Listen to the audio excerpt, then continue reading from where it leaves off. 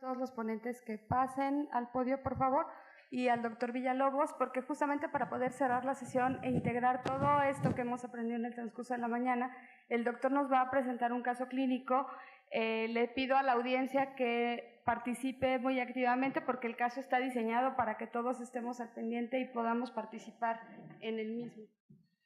Gracias, Claudia, por incluirme a este panel, a la sociedad. Gracias por la inclusión.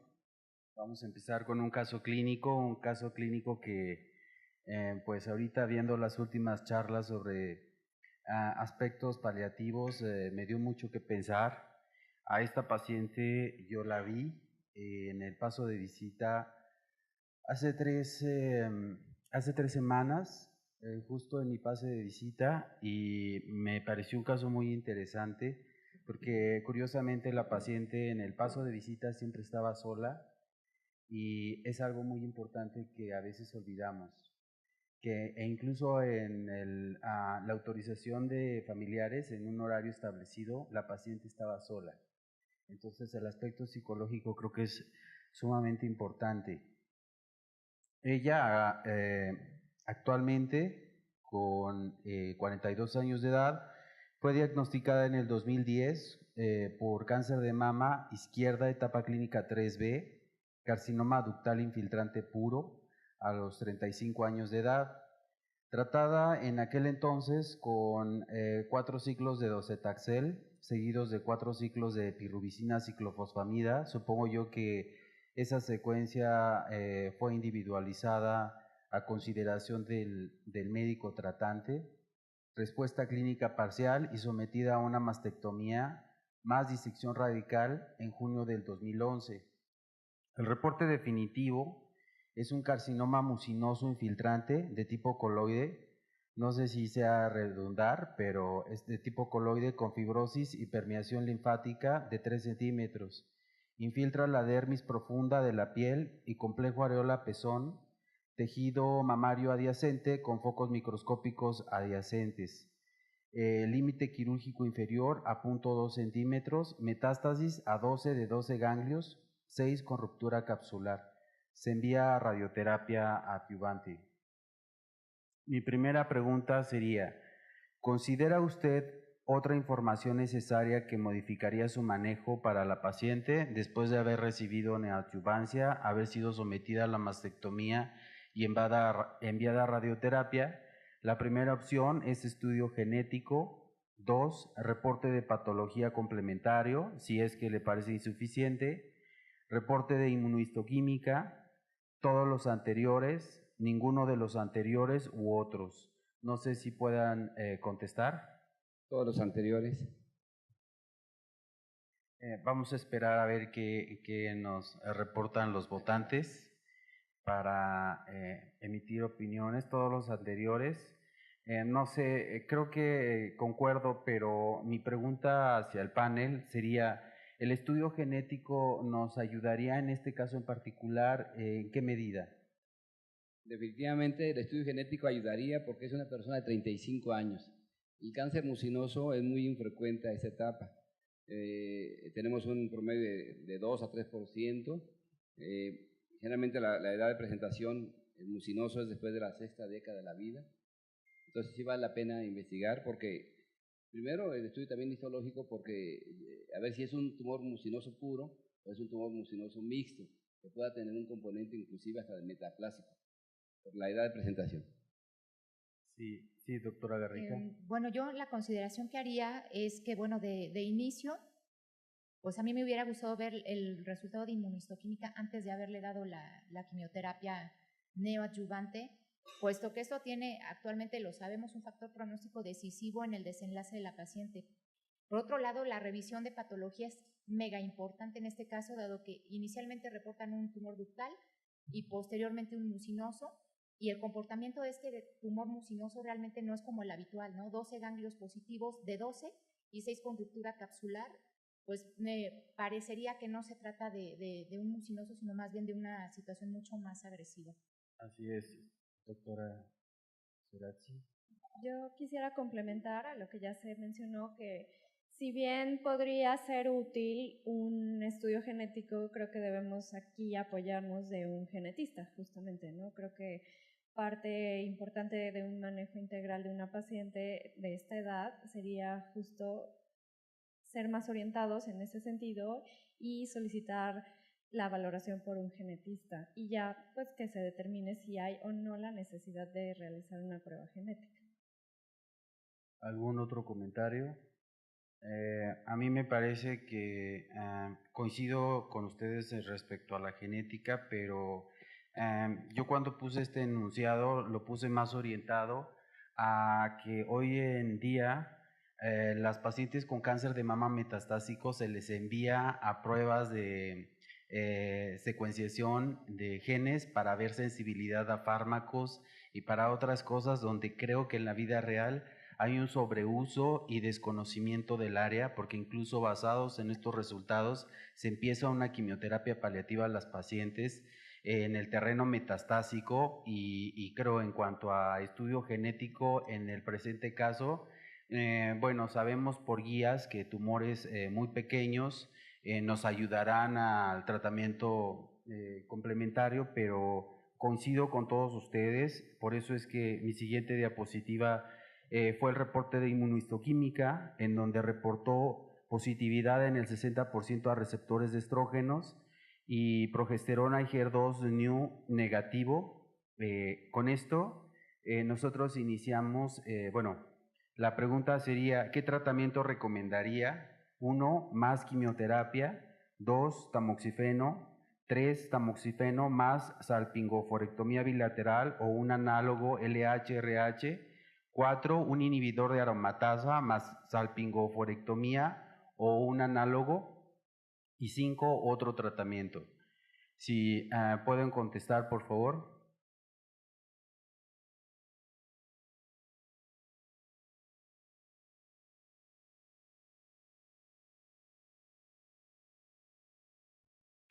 Bueno, en realidad cuando me pidieron que hablara, pusiera las respuestas correctas, mencioné que no hay respuestas correctas e incorrectas. Alguien puso tamoxifeno más salpingoforectomía y me gustaría que en el panel hablaran sobre el beneficio de agregar salpingoforectomía al tamoxifeno o bien un inhibidor en el terreno adyuvante en el presente caso. En su práctica habitual, ¿qué es lo que hacen en una paciente de 35 años? Sí, doctora Garnica. Bueno, yo lo que haría específicamente con esta paciente, sí la llevaría a más quimioterapia basados en el estudio CREATE-X. Finalmente, sí hubo más beneficio en los pacientes triples negativos, sin embargo, el beneficio no se vio únicamente en estos pacientes.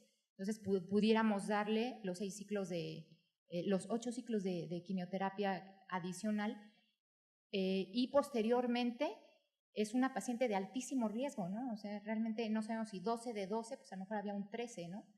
Entonces la llevo yo también la llevaría yo a un esquema tipo TEXT, es decir, un análogo más exemestano. ¿Y por qué no tamoxifeno, perdón? No, okay. Perdón, yo creo que no es indistinto. Justamente sí, los es que hay una superioridad de exemestano. Dicen que, exactamente, que el inhibidor de aromatasa es mejor y que tamoxifeno no es mejor y sí deteriora calidad de vida. Así es. Sí, doctor Aldaco, perdón. Bueno, yo hubiera hecho lo mismo que la doctora Garnica, le hubiera dado un análogo y le hubiera dado inhibidor de aromatasa. Nada más, ¿tuvo respuesta a la neoadjuvancia? Por sí, lo que dice el reporte de patología, aparentemente tuvo respuesta parcial. Según en las notas, tuvo una respuesta parcial.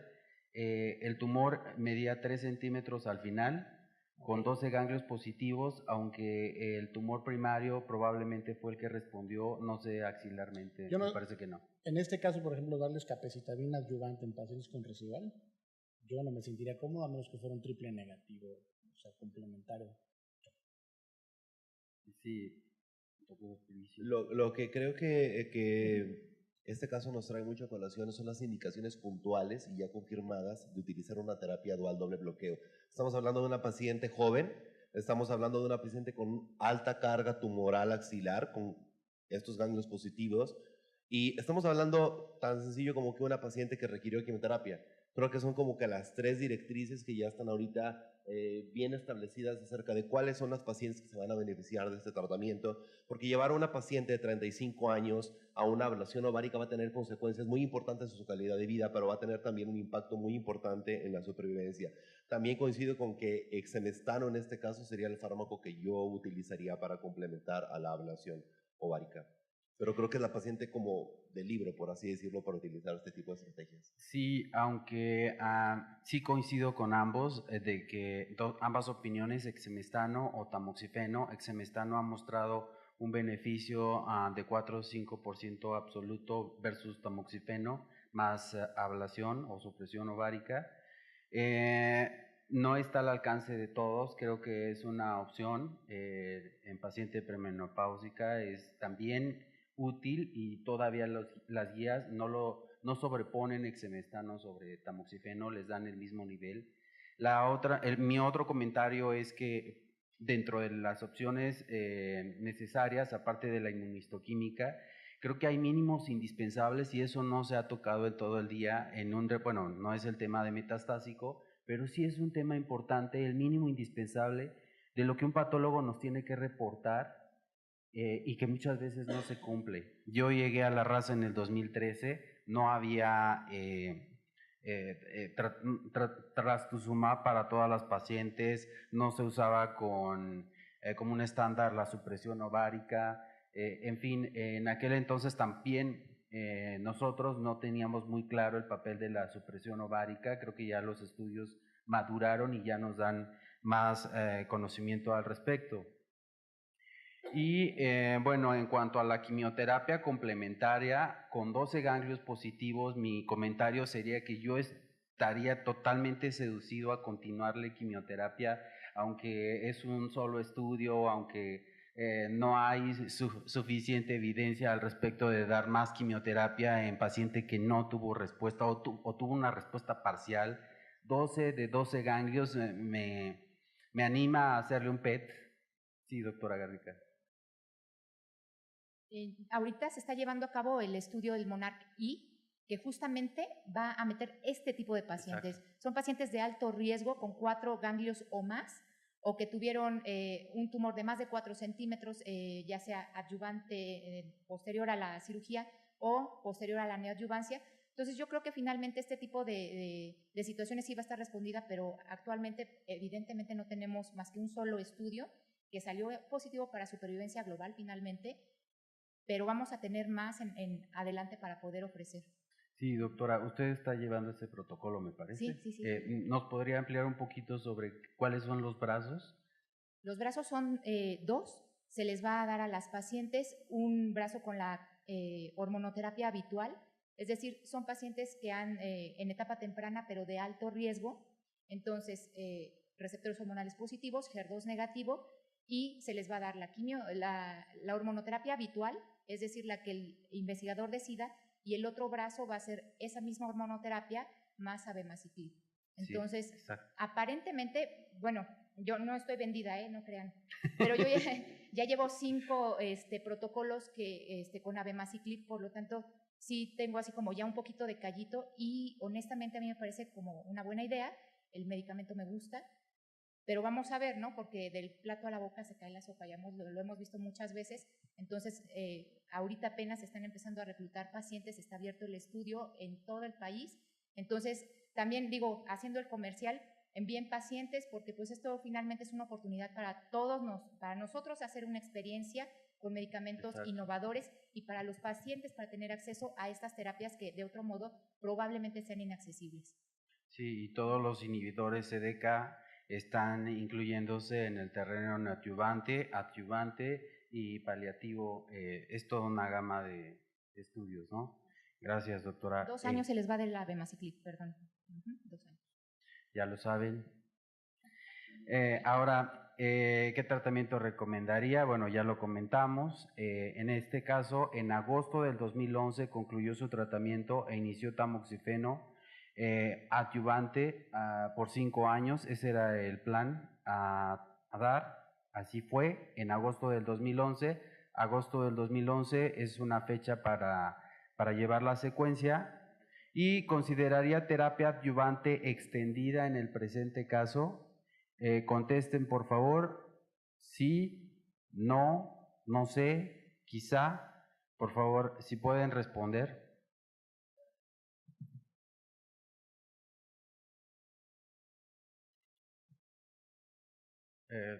Creo que no.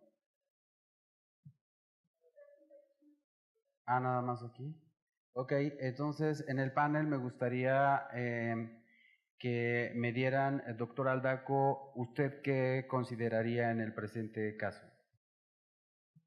El único estudio que ha demostrado impacto en sobrevida global es el estudio de pacientes que recibieron tamoxifeno por 10 años. El análisis conjunto del Atlas y el ATOM demostró que las pacientes se curan más o viven más, a diferencia de inhibidores de aromatasa que no han demostrado impacto en sobrevida a dar 10 años.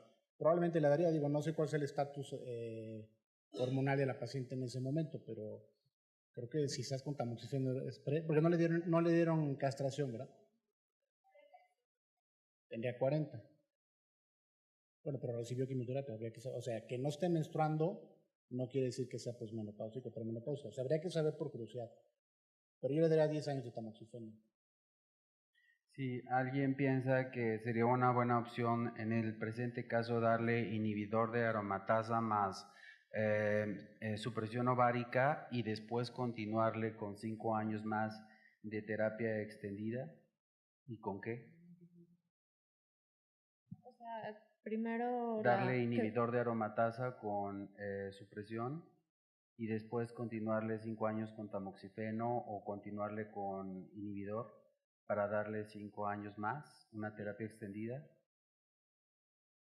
Bueno, inicialmente creo que todos concordamos que hubiera sido lo ideal, ¿no? Justamente darle el doble bloqueo y después, bueno, habría que considerar el continuar la terapia. Justamente en San Antonio se presentó un estudio de una herramienta clínica muy sencilla de utilizar, muy amigable, o sea que solamente con parámetros histopatológicos y clínicos podían orientarnos sobre el beneficio de extender, se llama CTS5, y esta paciente es de altísimo riesgo y valdría la pena plantearle continuar el tratamiento, tal vez podría ser con exemestano, dependiendo justo del estado de la paciente y si ella tolera el tratamiento, ¿no? Porque eso es otro dato importante. Yo creo que evidentemente los estudios con inhibidor de aromatasa ninguno ha dado buenos resultados, pero también tiene que ver que tiene mucho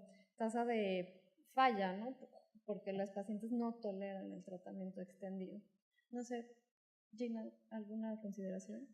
Sí, doctor Quintero. Una pregunta, ¿seguirían el tratamiento con inhibidor o lo cambiarían? ¿Empezaron con el doble bloqueo con inhibidor y el agonista y posteriormente con tamoxifeno o seguirían con inhibidor? Esa es la pregunta. Porque Atlas y Atom fue con tamoxifeno. Todavía pero no, fue sin inhibidor. Exacto. El punto aquí es, si van a ir inhibidor, todavía no tenemos estudios que nos digan que el inhibidor va a hacer eso. Yo creo que, no sé si switcharlo, pero no está dentro del estudio. Entonces, ahí es la pregunta que a ustedes los oncólogos médicos les pregunto, ¿qué harían? ¿Lo switcharían? ¿Seguirían con el inhibidor? ¿O de plano dejarían los 5 años porque no tenemos todavía de que se switche o de que sea solamente el inhibidor? Esa es la pregunta. Yo creo que les hice una pregunta un poco compleja, pero... Yo creo que sí, ahorita no creo que haya una respuesta para eso, o sea, realmente no tenemos la evidencia suficiente, sin embargo, creo que cualquiera de las situaciones pudiera ser algo que pudiéramos hacer, es decir, el inhibidor más una terapia endocrina, ¿sí? la que uno decida ocupar, o darle solamente el tamoxifeno y la terapia extendida tipo Atlas o Atom, cualquiera de las dos situaciones, y para la otra situación que están planteando realmente ahorita no tenemos una respuesta, ¿no? Sí, doctor. Sí, doctora. Para tamoxifeno, claro que hay evidencia que el paciente vive más. Creo que nadie se sentiría cómodo con los factores de riesgo que tiene al 5º año decir le voy a dar 5 más y probablemente todos pensaremos me gustaría llevar a la castración si es que no pasó a ser posmenopáusica y darle un inhibidor. Pero no hay evidencia para eso. O sea, sí, claro, no hay evidencia, aunque se antoja. Usted entiende que es que no hay evidencia. Sí, doctor. Sí. Un modelo que están utilizando precisamente, particularmente carcinoma mucinoso, es el Cantabria, lo que dijo la doctora muy bien. Y aparte agregan otro marcador que es el XPR. Y si además tiene una mutación genética, entonces ese paciente se consideraría de alto riesgo y podríamos tener ya el manejo ya más con inhibidor de aromatasa, más un marcador CD4, CD6, ¿sí? O un PAR2, que es lo que aconsejan, por ejemplo, en Human Pathology. Ok, vamos a continuar por el tiempo que tenemos. Y la paciente se le inició tamoxifeno, no se le dio supresión ovárica, solo se le dio tamoxifeno. En 2011, 2013 y 2014 los estudios fueron negativos para metástasis, pero llamó la atención que desde el 2013 y el 2014 los gamagramas decían que había hallazgos, incremento en la captación de la biodistribución del radiofármaco y que no era clara que hubiera enfermedad metastásica. Y esto es un problema real para nosotros en la raza, porque los gamagramas que enviamos a especialidades ahí en la raza no son concluyentes y nos ponen en jaque continuamente. Y de ahí mi pregunta, ¿qué estudio considera necesario ante la sospecha de metástasis óseas? 1. PET-CT. 2. Radiografías son suficientes. 3. Tomografías computarizadas. 4. Observación con seguimiento estrecho y nuevo gamagrama. 5. CA 15.3 érico. Y 6. Otro. Si se puede votar, por favor.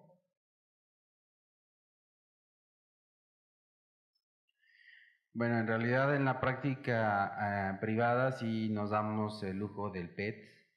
En la práctica institucional creo que cancerología y es el único que tiene el PET a la mano y creo que lo mandan más que las propias tomografías.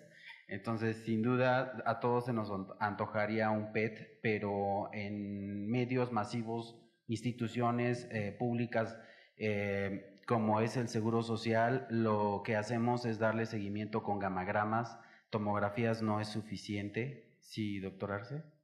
Por eso, pero el estudio se lo pides hasta que tiene sospecha clínica. Lo que él decía es que tenía un par de años con gamagramas con sospecha clínica. Y alguien que está en seguimiento, pues no está recomendado hacerle estudios de extensión. Sí, aunque en el caso de la paciente, por tener 12 de 12 ganglios positivos, eso nos obligaba a darle un seguimiento estrecho de gamagramas cada 6 meses como parte de un escaneo generalizado en una etapa 3 con alto riesgo, paciente joven, en donde no tenemos tomografías a la mano, donde no tenemos, ni siquiera a veces en un mes un ultrasonido. Es que es a lo que voy, o sea, al final de cuentas sabes que es una paciente que tiene un alto riesgo de recurrencia por ser 3C, por tener 12 ganglios metastásicos, pero el hacerle estudios de rutina no te va a cambiar ese mal pronóstico. Y el diagnosticarla cuando la paciente está asintomática y empezar en ese momento con la quimioterapia, pues tampoco ha demostrado que viva más. Entonces, no entiendo un poco la razón. Sí, yo también estoy de acuerdo. En la parte de seguimiento, aunque sea una etapa muy avanzada y tenga 10 ganglios positivos, todos con ruptura capsular, no se justifica la utilización de un estudio de extensión porque se ha encontrado que la mitad van a salir negativos y en la evolución la mitad van a tener metástasis al final, entonces no tiene impacto. A lo mejor en este caso que tenían la duda de metástasis hay dos opciones que yo veo. Uno, o se le hace una resonancia magnética de la zona donde se piensa que hay metástasis, o se le pide un PET, pero no puede ser con FDG, tiene que ser con cloruro de sodio. Esas son las únicas dos opciones que yo le veo que a esa paciente se le puede hacer. ¿Alguien en el panel? Sí, doctora Garrique. Definitivamente a mí me parece que con 12 ganglios positivos, y si ya tengo la sospecha clínica de que recayó en el hueso, no me quedaría corta solamente en pedirle un gamagrama, yo sí le pediría un PET. En el Hospital General, afortunadamente, los mandamos al ICANN también y abusamos de esa relación, ¿no?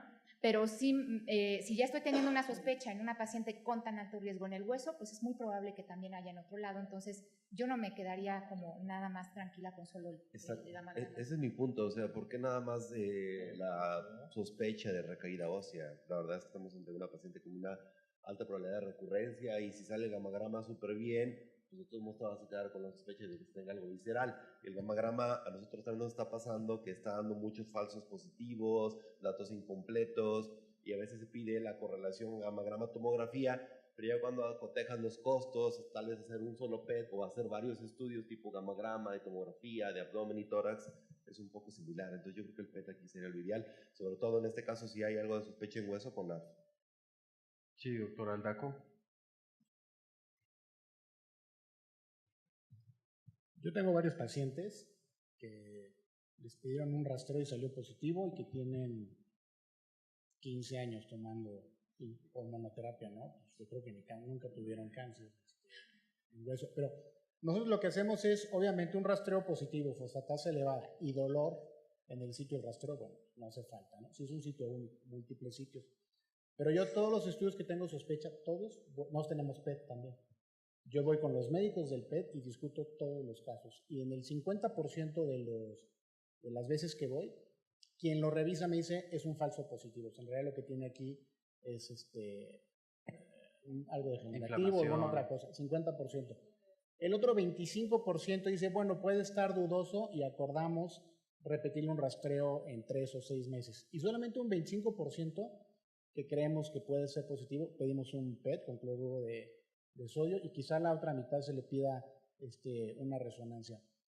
Pero creo que aquí lo importante es que vayas con el médico de medicina nuclear, porque si no hablas con ellos, tú mandas una solicitud y él no sabe de qué le estás hablando, ni tú entiendes claramente lo que te quiere decir, porque todos dicen 50% de posibilidad de positividad, ¿no? Entonces eso es un volado.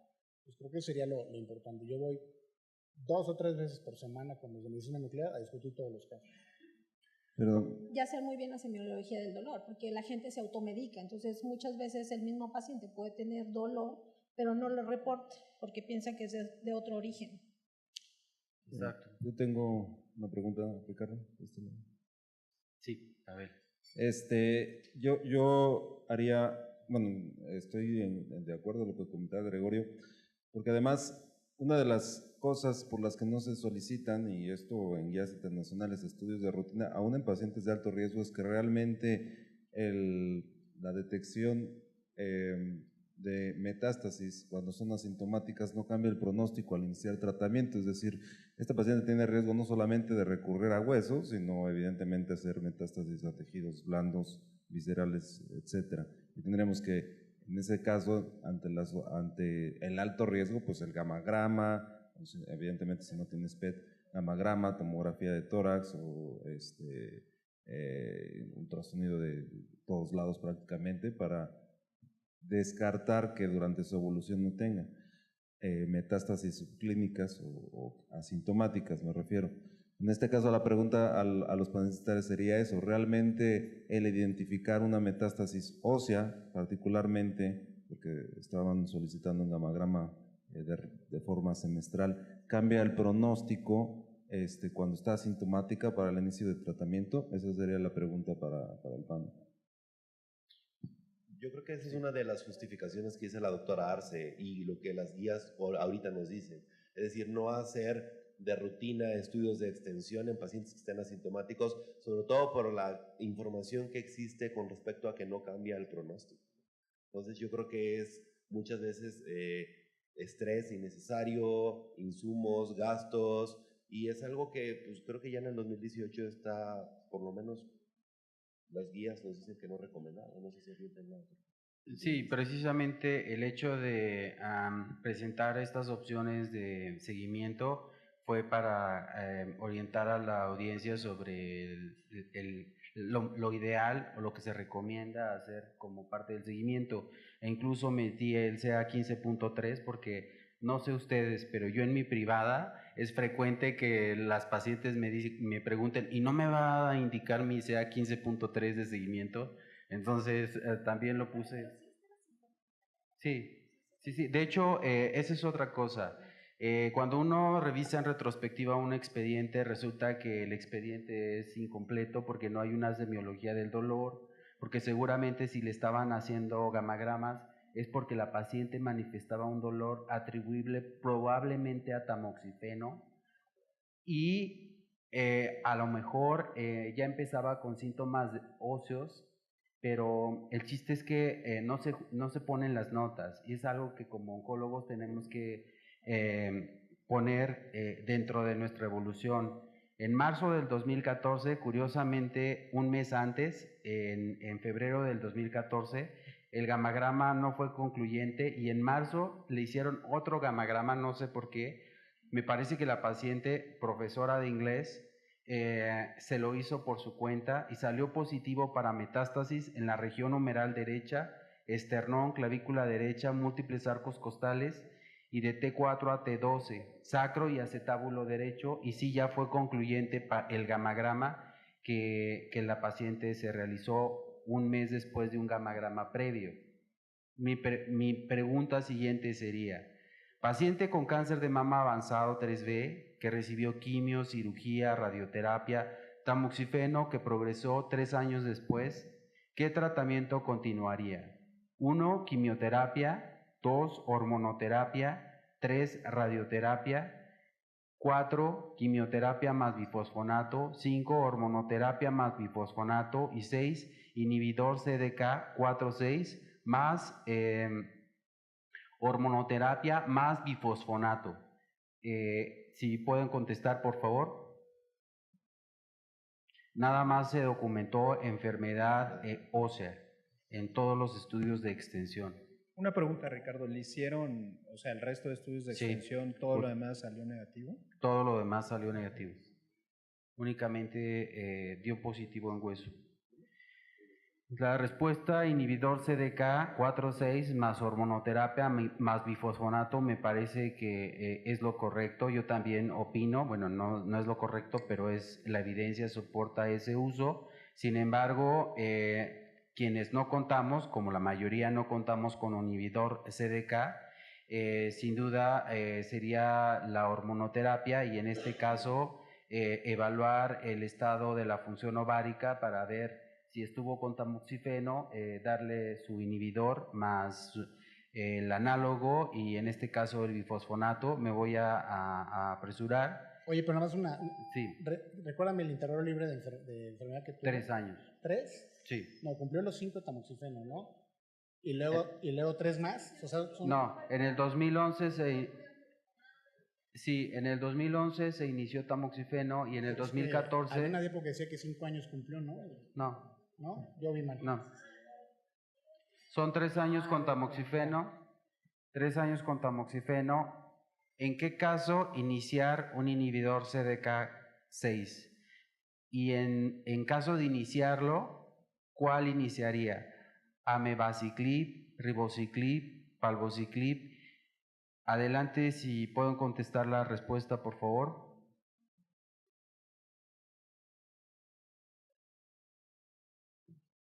Me pareció interesante porque nos va a pasar lo que existe hoy con letrozol, anastrozol. Me parece que los inhibidores CDK aquí nos vamos a tener que enfocar al perfil de toxicidad más que la eficacia. Más sin embargo, bueno, yo también he participado con amevaciclib y la diarrea es el de todos los días y darle su loperamida. No sé, tú, doctora Garriga. Yo he usado solo 2 de esos 3, Abema y Palbo. Honestamente, a mí yo no me siento tan cómoda con el Palbo porque sí da mucha neutropenia, por lo menos a los pacientes que yo les he dado. Con abemaciclib, pues ya tenemos, yo creo que más de 30 pacientes, quizá más, casi 40 pacientes tratados. Y es cierto, por supuesto, que da diarrea.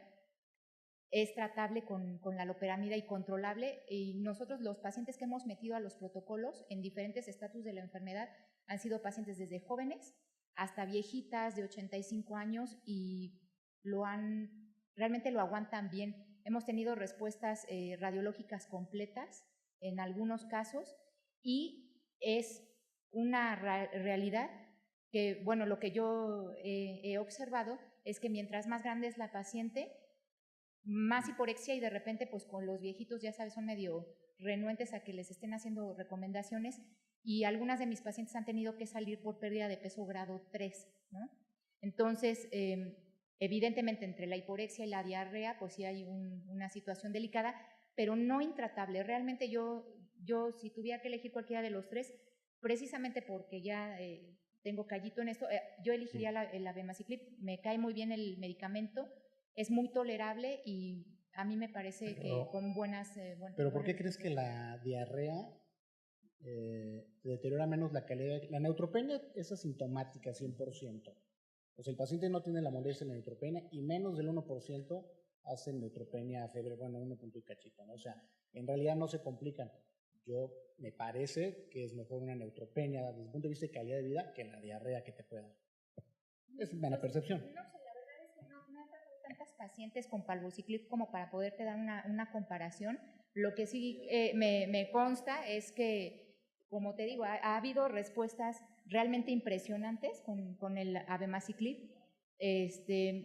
y la diarrea es tolerable, o sea, no es tampoco como que mueran en el WC, ¿no? O sea, sí hay forma de controlarlo y se controla bien.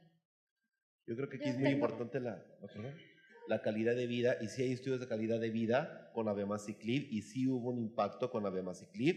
Aquí, pues yo creo que coincido con algunas personas en que palbociclib, independientemente de que el paciente vaya a tener una repercusión en su calidad de vida, ya sabemos que son neutropenias que no nos dan en problema. Digo, esa información ya está más que clara. Son neutropenias que al principio sí nos daban como que algo de temor. Ahorita con ribociclib sabemos que son neutropenias seguras.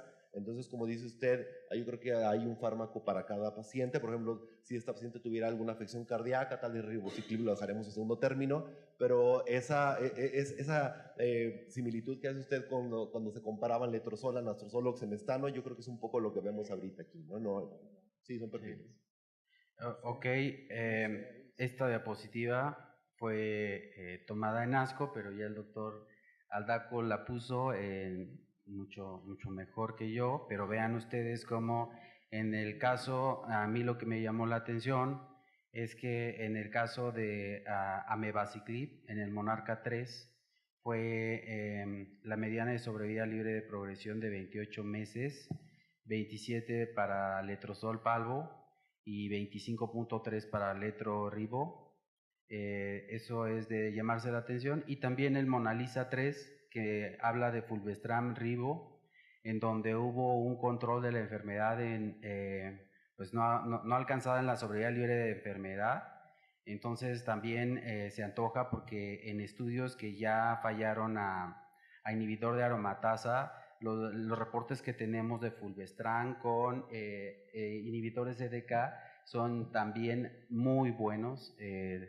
Esto creo que va a cambiar totalmente el panorama. La paciente continuó con letrozol tras la progresión a tamoxifeno más ácido zoledrónico y se envía a valoración de radioterapia con solicitud de tomografías. Refiere dolor moderado a severo en pelvis, con un ECOG de 1, no se palpa tumor periférico y no muestra otros síntomas. Pregunta, ¿en qué momento consideraría adecuado enviar a la paciente a clínica del dolor? 1, en el momento que el paciente refiere dolor. 2, cuando requiere manejo para el dolor severo. 3, cuando no se puede controlar el dolor con opioides.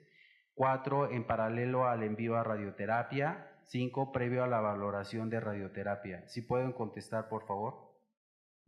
Esto es para cambiar un poquito el pensamiento de los oncólogos, porque habitualmente los enviamos a clínica del dolor, como bien lo dijo la doctora Allende, ya hasta que está al final, o bien cuando ya no podemos controlar el dolor con opioides.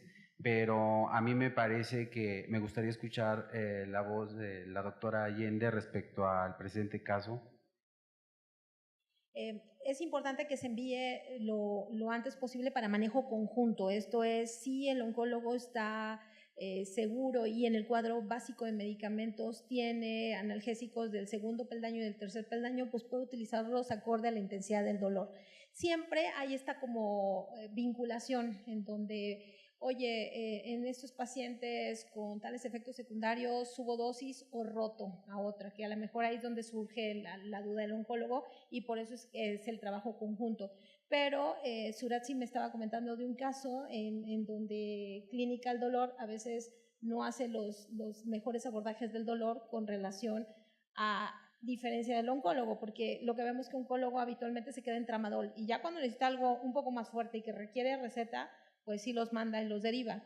Entonces, tanto clínica del dolor como paliativos deben mejorar en todo momento la molestia para hacer más activo al paciente y recibir más tratamiento. Surat, si quieres comentar tu experiencia. Oye, pero bueno, una diferencia es, una cosa es una clínica de cuidados paliativos y otra es una clínica de dolor. O sea, nosotros tenemos las dos y básicamente clínica de dolor se dedica a hacer procedimientos invasivos, o sea, manejo el dolor, pero procedimientos invasivos. Y paliativos, que ya lo comentó la doctora, pues incluye al psicólogo, al psiquiatra, al nutriólogo, etcétera.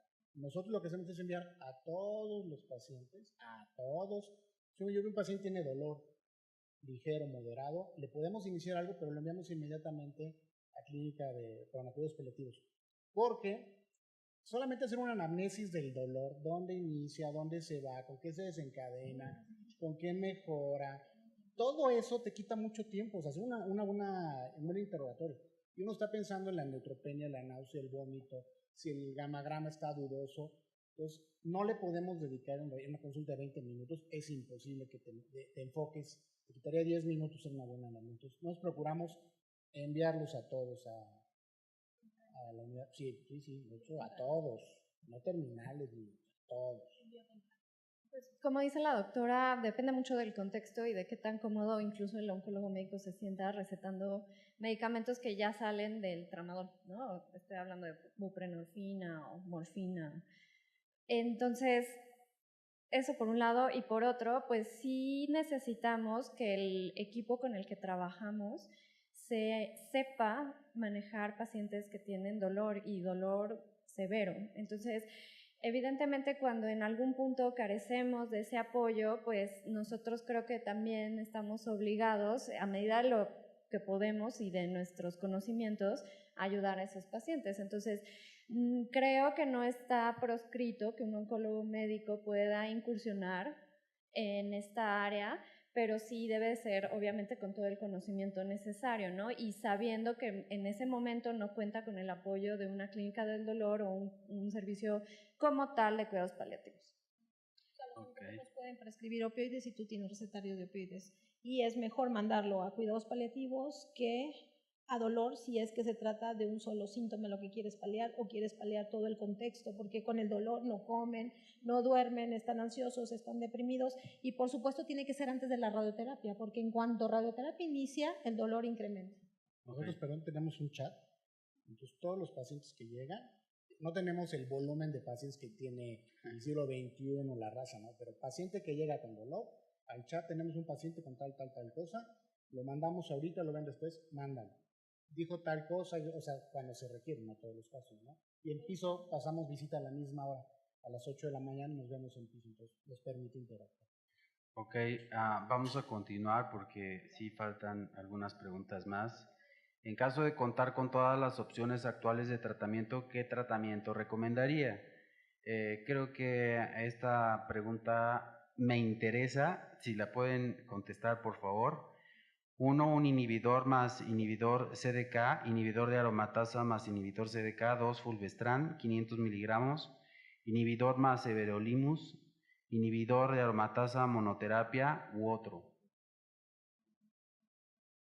Nada más se le dio tamoxifeno y nosotros le continuamos con anastrozol, pero en caso de contar con todas las opciones, ¿qué es lo que ustedes le darían? Perdón, pero recibió inicialmente, idealmente, inhibidor. No, puro tamoxifeno y mi pregunta es, si progresó... ¿Como primera línea? Ajá, en adyuvancia. Sí. Tamoxifeno en adyuvancia y a los 3 años progresó y se le cambió a anastrozol. Pero en caso de que se contara con todo en lugar de iniciar con anastrozol, creo que todos le iniciaríamos un inhibidor de aromatasa más un inhibidor CDK. ¿Y por qué no darle fulvestrán? Si hay un estudio que demuestra que fulvestrán versus anastrozol es mejor fulvestrán. 16 meses de sobrevida libre de progresión versus, me parece, 14 meses con letrozol. El estudio FIRST. Pero nadie había recibido hormono previamente. No sé. En el Falcon. Confirm. En el Falcon nadie había recibido. Sí, adelante. Bueno, aquí es en el mejor de los escenarios y la verdad es que Falcon sí demostró que hay un impacto en supervivencia, sobre todo en este tipo de casos que hay una enfermedad nada más ósea. Entonces, fulvestrán definitivamente yo creo que es una terapia cómoda, una terapia con una toxicidad muy tolerable. Sin embargo, aquí yo creo que donde entraría un poco en controversia es que si yo quisiera después utilizar un esquema de inhibidor CDK4/6 de segunda línea, tipo Paloma 3, tipo Monarca 2, pues ya habría quemado el cartucho del fulvestrán. Entonces, creo que por ahí. Pero en el estudio Falcon, todas eran etapas 4 vírgenes a hormonoterapia, todas. Si una paciente recibe adyuvancia o neoadyuvancia con hormonoterapia, en el estudio FIRST, que sí hace de la comparación, el HR es de 1.01. Por eso cuando pasaron del FIRST al Falcon decidieron no meter pacientes que hubieran recibido hormonoterapia, porque no digo que sea inferior, es igual dar, en el caso fue anastrozol, fulvestrán, si recibiste algo previamente, o sea, te puede dar, pero no creo que sea un estándar. No se van a reproducir los estudios que aparecen en el Falcon. Ok. Siguiente pregunta. ¿Considera la resistencia hormonal primaria un factor importante para la selección del tratamiento hormonal? Creo que ya el doctor Aldaco lo comentó. La pregunta es sí. La respuesta es sí, perdón. Y esto es muy importante y por eso puse esa pregunta, porque no podemos meter a todos los pacientes a un inhibidor CDK sin antes ver los antecedentes y los criterios de inclusión de los estudios. Eso es algo que se debe de tomar en cuenta. Si podemos pasar a la siguiente pregunta o alguien quiera comentar del panel si está, ¿no? Pasamos entonces a la siguiente pregunta, que sería, la paciente inició letrozol, más zoledrónico, después en el 2015 recibió radioterapia paliativa en pelvis y en agosto del 2015 se documentó enfermedad en pulmón. De hecho, aquí está la tomografía donde se demostró enfermedad en pulmón en el 2015 y con esta progresión a letrozol, entonces se consideró iniciar capecitabine, algo que se ha hablado en el día y es el cambio de paradigma. Todo el mundo diría, ¿por qué le dieron capecitabine a una paciente que estaba con tamoxifeno, tuvo resistencia secundaria, después recibió letrozol y por qué le cambian a capecitabine?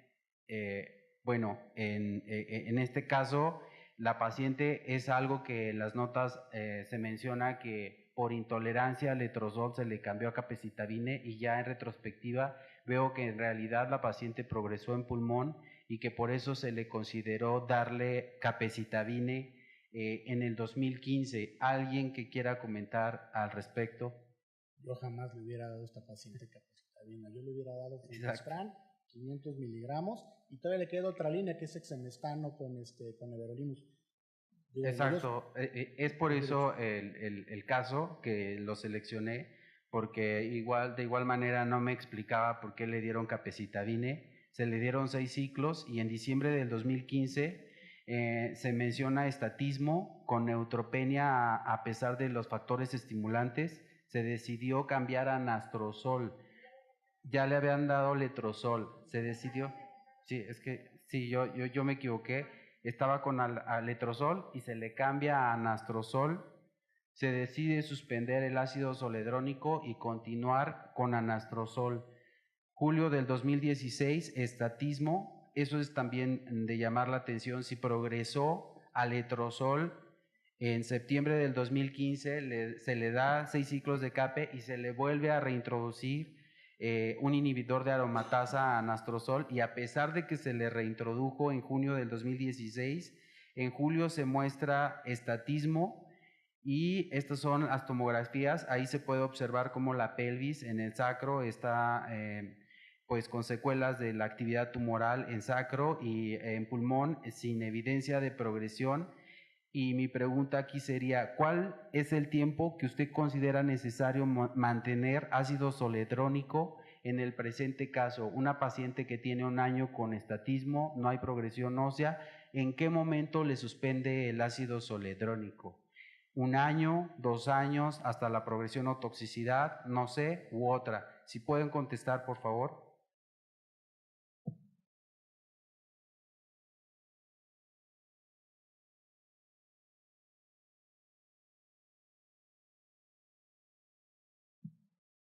Hasta la progresión o toxicidad, hay un no sé, creo que me parece válido el no sé, bueno, ¿ustedes qué piensen?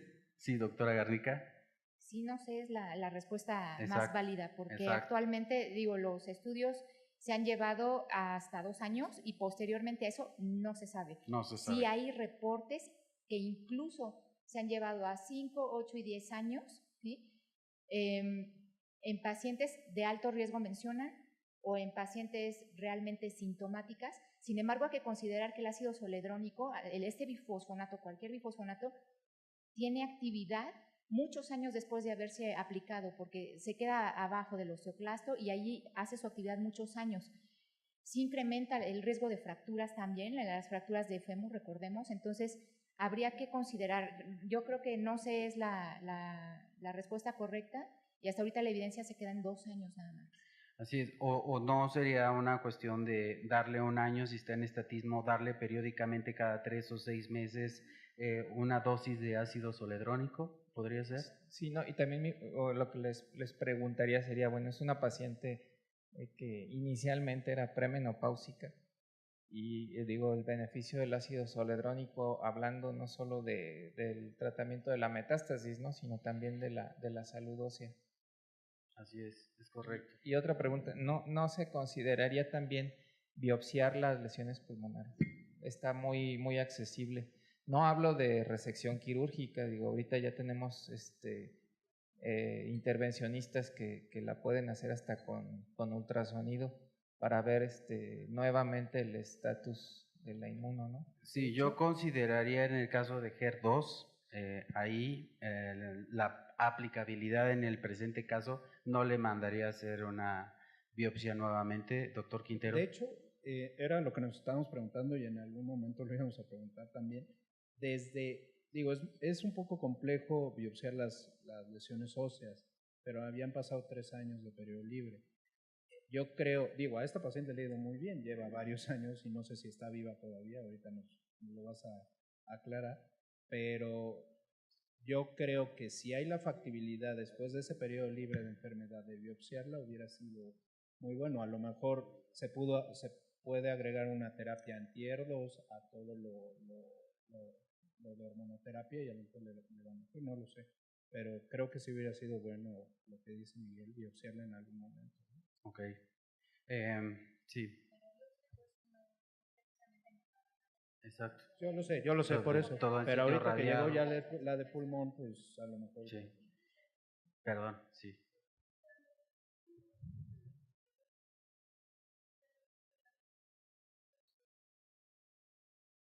No, porque en realidad fue en el último ciclo que presentó la neutropenia, en el penúltimo, pero no había disminución de no había trombocitopenia, no había de otras líneas celulares depletadas, no se consideró infiltración, no se pensó y de hecho no se hizo por lo mismo.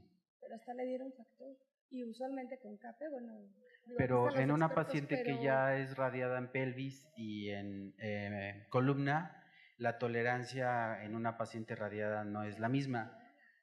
La neutropenia la hizo después de la radioterapia, según creo que yo entendí eso.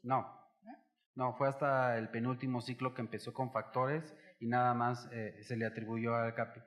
¿Qué tratamiento propondría como segunda línea de hormonoterapia paliativa. Es decir, si ya progresó a anastrozol, no tenemos inhibidor, pero bueno, en caso de hipotético de tenerlo, exemestano, monodroga, 2, inhibidor de aromatasa más everolimus, bolero, opción 3, inhibidor CDK más fulvestrant, opción 4, fulvestrant más everolimus, que también hay un estudio, inhibidor de aromatasa más inhibidor CDK.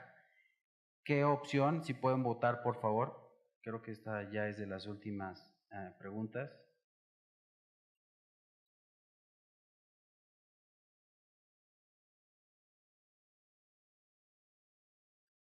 Fulvestrant, everolimus, sí, estoy de acuerdo. También inhibidor CDK más, también se vale. ¿Alguien más? ¿Alguna otra opción?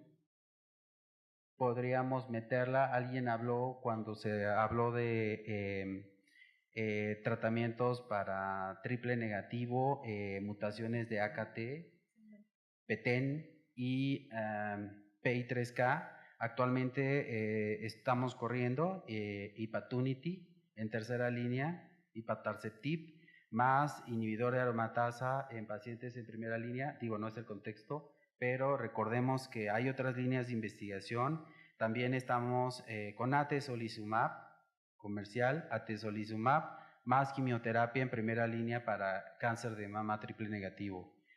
¿Y qué tratamiento propondría como segunda línea? Bueno, nos vamos a pasar ese. La paciente se le inició como siguiente línea exemestano ácido zoledrónico, refiere dolor óseo moderado en columna, controlado con diclofenaco y paracetamol, la tomografía de junio del 2017 con estatismo, y en abril, que fue el mes que yo la vi, se presenta con dolor en ambas rodillas, de moderada intensidad, axila derecha con un ganglio de 4 centímetros y 2 ganglios supraclaviculares de 1.5, tenía cutánides muy pequeñitas y llegó con disnea. Se consideró progresión a exemestano y se le, esta es la tomografía del 2017, no tengo la tomografía del 2018, y si ya progresó a anastrozol, exemestano y megestrol y tiene disnea, ¿qué tratamiento ofrecería a la paciente? 1, capecitabina, 2, paclitaxel semanal, 3,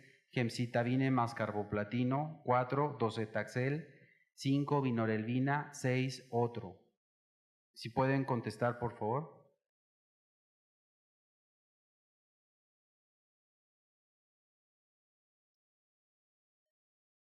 ¿Es disnea qué? ¿De pequeños disnea esfuerzos, leve. medianos o grandes esfuerzos? Disnea leve.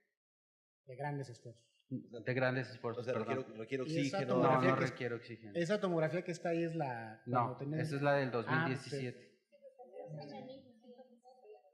Sí, era una disnea leve, no en reposo, sí a los esfuerzos, pero ya había progresado a exemestano. ¿Consideran ustedes que paclitaxel semanal puede ser una buena opción? ¿O considerarían capecitabina? Pero ya recibió cape. Ya le dieron. La combinación, pues pero yo creo no, que quedaría prescrita justo en ella después de que hizo neutropenia con capecitabina. Yo creo que pues, es una buena opción paclitaxel semanal. Ok.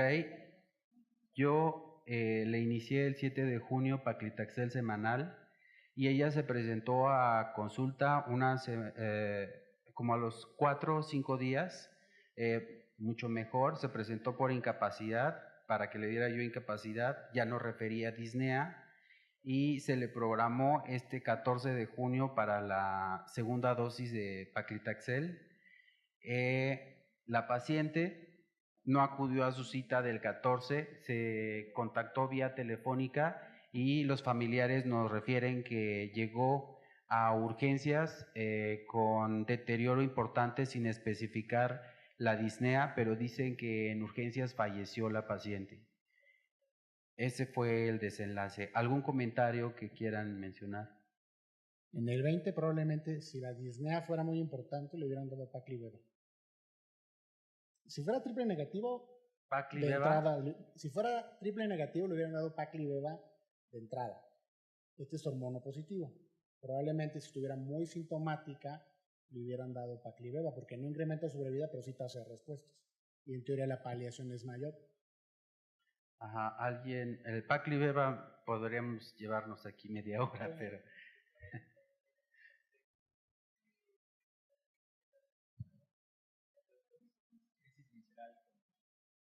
Cutánides, la posibilidad de toma de biopsia en ese momento de la paciente, porque no pudiera ser el comportamiento habitual de una paciente con enfermedad hormonosensible. ¿Crees que tenga alguna utilidad? Sí, a mí me parece en lo personal que la evolución de la paciente es evidentemente de una paciente hormonosensible. No esperaría que una biopsia nueva me dijera que es un HER2 positivo o que ya se hizo triple negativo. Me parece que gastar todas las líneas y que ya progresó a las líneas de hormonoterapia. Lástima que no tenemos acceso a nuevas terapias, pero al final es el desenlace y la historia de natural de la enfermedad, de ser diagnosticada en el 2010 y haber fallecido en el 2018, creo que sí nos habla de una naturaleza, de un luminal B. No sé qué piensen. ¿Creen que una nueva biopsia les daría más datos? Nosotros procuramos rebiopsiar todos los. Sí, claro.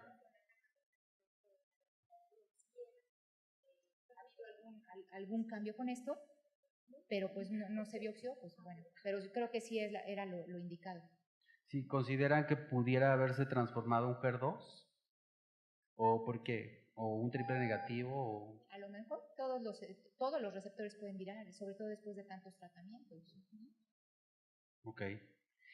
Pues no sé si alguien más tenga algún comentario, alguno de los panelistas, algún comentario. Acupuntura se lleva a cabo desde que yo era residente en el 2001, que salí de la residencia, pero se lleva a cabo desde aquel entonces en el siglo XXI y me dejó muchas enseñanzas porque las pacientes llegaban refractarias a opioides y en cuanto empezaban la acupuntura como arte de magia, se les desaparecía el dolor, se les controlaba momentáneamente, pero no sé si quieran hacer algún comentario. Sí, bueno, vamos a cambiar eso de como arte de magia, porque ya vimos que no es magia, no es nada por el estilo. Entonces, sí, una disculpa. Lo que estamos viendo es que sí, sí, creo que voy a tener que hablar otra vez. Sí, una disculpa.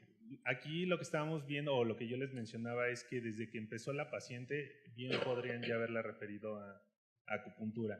No necesariamente hasta que empezó el dolor. Como nos dimos cuenta, desde antes empezó con otra sintomatología que bien se pudo haber ido controlando con acupuntura. Estoy de acuerdo que en el momento que inicia el dolor se tiene que mandar a paliativos. No necesitamos que sea un dolor insoportable para que la paciente sea tratada. Desde un dolor moderado podemos ir tratando, mejorando los demás síntomas y aumentando sobre todo la calidad de vida. Qué bueno que tuvo la experiencia usted de ver precisamente eso es lo que nos hace falta a todos y cambiemos ya esa perspectiva. Sí, gracias. Y un comentario ahorita con el doctor Oseguera platicábamos. Yo pienso que es un caso que hay que nutrirlo con una nueva revisión de patología, porque digo, inicialmente parece que no es un sí, no es el comportamiento de y bueno, sí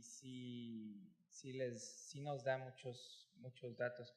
Digo, tenemos una paciente que desde el inicio tiene factores de mal pronóstico, empezando por la edad, la etapa clínica, y se van agregando, ¿no? Pero digo, una sobrevida global de 7 años no es nada despreciable, ¿no? Ok, pues muchas gracias a la sociedad, a ustedes y a todos los que nos están viendo. Hasta luego.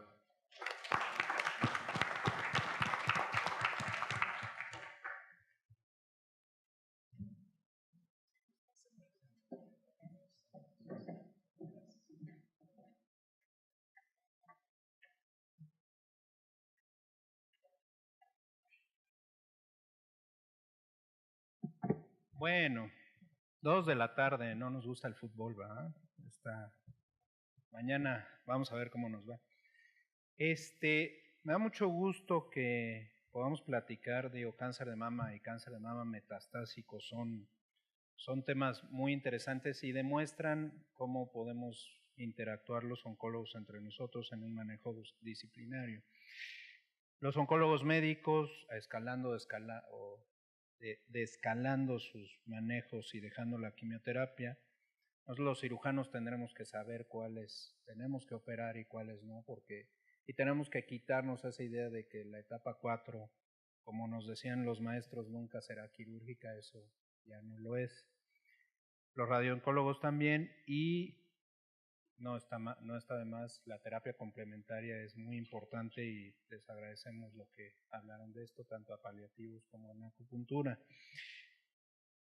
Este manejo que hacemos nosotros de las neoplasias también lo debemos de hacer entre nosotros como oncólogos para para ir haciendo crecer, y es uno de los motivos por los cuales está la sociedad, que es multidisciplinaria, multirregional, multiinstitucional, y les puedo decir que también es multigeneracional, ¿no? Y lo hemos visto también, ¿no? Quiero agradecer a todos ustedes como asistentes, no vieron el partido o vieron parte del partido de Francia que ganó, no vieron el de Perú, Dinamarca, pero les digo que ganó Perú. Perú 1-0. Dinamarca, perdón, 1-0, ni modo, para los que le iban a Dinamarca.